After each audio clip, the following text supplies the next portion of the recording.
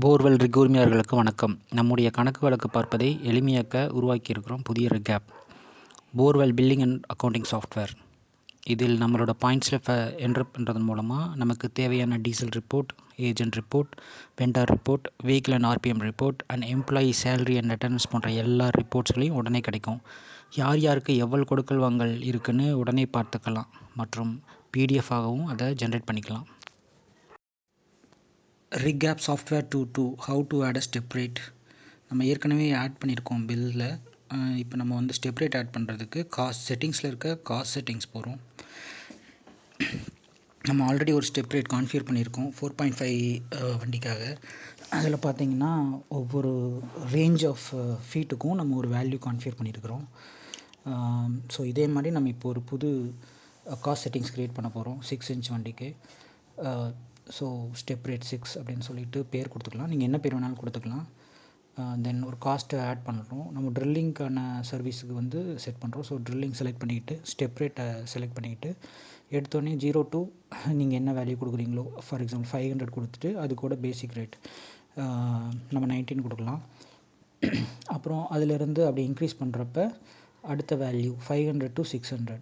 So அதோட step rate என்ன அப்படிங்கிறத கான்ஃபிகர் பண்ணிக்கலாம். இதே மாதிரி நீங்கள் 600 to 700 ஒரு என்ன வேல்யூ கொடுக்குறீங்களோ அந்த வேல்யூ கொடுத்துக்கலாம். கொடுத்துட்டு அதோட ரேட் என்ன. ஸோ இப்போ நம்ம இந்த இடத்துல க்ளோசிங் ரேட்டை பிளாங்காக விடுறோம். பிளாங்காக விட்டோம்னா அதுக்கப்புறம் வர 700க்கு அதுக்கப்புறம் வர எல்லா வேல்யூக்கும் இந்த 105ங்கிற வேல்யூ அப்ளை ஆகும். நீங்கள் நம்பர் கொடுத்தீங்கன்னா அந்த வேல்யூ வந்து அதுக்குள்ளே மட்டும் ரெஸ்ட்ரிக்ட் ஆகும். ஸோ இப்போ நீங்கள் சேவ் பண்ணியாச்சு. ஸோ இப்போ நம்ம பண்ணியிருக்கிறத பில்ஸில் போயிட்டு நம்ம ஏற்கனவே ஒரு பில் ஆட் பண்ணியிருக்கிறோம். அந்த பில்லில் போயிட்டு நம்ம எப்படி ஸ்டெப் ரேட் ஆட் பண்ணுறதுன்னு பார்க்குறோம். ஸோ ஆல்ரெடி 500 இருக்கிறத இப்போ நான் 900 மாற்றிட்டு அந்த ஸ்டெப் வந்து செலக்ட் பண்ணுறேன். ஸோ 900 டெப்த் நமக்கு கிடச்சிருக்கு. நம்ம ஆட் பண்ண காஸ்ட் செட்டிங்ஸை செலக்ட் பண்ணிக்கிறோம். இப்போ பார்த்திங்கன்னா அங்கே கொடுத்த வேல்யூ ஆட்டோமேட்டிக்காக அந்த 900 ஃபீட்டுக்கு டிவைட் ஆகி நமக்கு வந்து அதோட காஸ்ட் ஈச் ஸ்டெப்புக்கும் அதோட காஸ்ட் வந்து ஆட்டோமேட்டிக்காக கேல்குலேட் ஆகி வந்திருக்கு. ஸோ 900 ஃபீட்டுக்கும் ஒவ்வொன்றுக்குமான காஸ்ட் வந்து நமக்கு கிடச்சிருக்கு. டோட்டல் கால்குலேட் ஆகிடுச்சு. அதை சேவ் கொடுத்தோம்னா அது வந்து ஒரு வேல்யூ வந்து நம்மளோட மெயின் பாயிண்ட் ஸ்லிப்பில் ரிஃப்ளெக்ட் ஆகும்.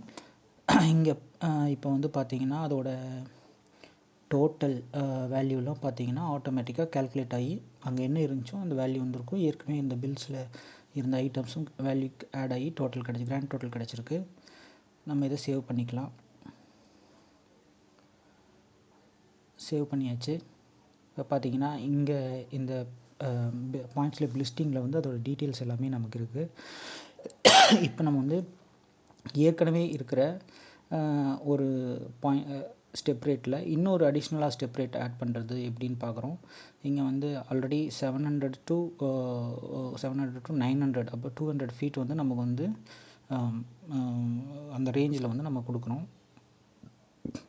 கொடுத்துட்டு